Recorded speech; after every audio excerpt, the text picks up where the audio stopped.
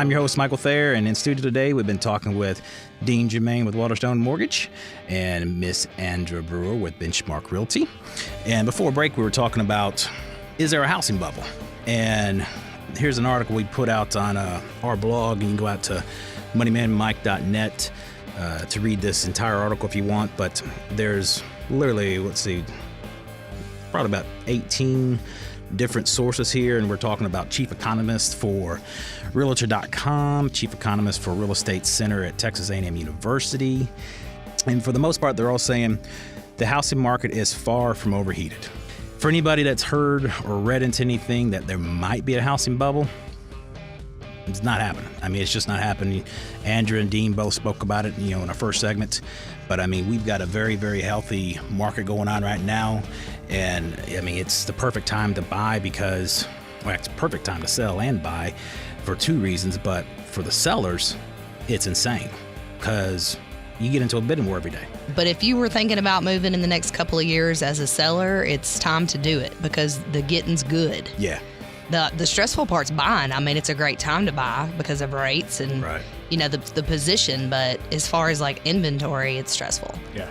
And Dean, touch on the appraisal piece again, because I think that's a perfect time to kind of segue into that, where the buyer and the seller can agree upon what the property is worth to them in their eyes, but yet it still has to be sold to Fannie Mae, Freddie Mac, FHA, VA, wherever the loan's going.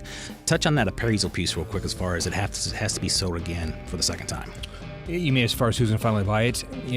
Right. So a lot of times there's a middleman investor, but realistically the appraisals are there's a certain time frame that the appraisers are going to go back and look for comparables. Right. So you can't just say, oh, well, this one house sold for X, so my house is worth X. They're going to find literally comparables to your house. You can't have the mess hall next to Taj Mahal and expect yours to sell for the same price. Some of your cash buyers, they're going to pay what they want because they want that house, the particular house. Absolutely. But for the most part, any financed house is going to be regulated by an appraisal. Yeah. A true third-party opinion. And then, of course, we have Fannie Mae's collateral underwriter that takes your top 50 homes that should be considered, quote, comparables. Correct. And says, well, why didn't you use these? And then the appraiser has to justify why he used different ones. Mm-hmm. And if it's acceptable, that's fine. They'll buy that loan.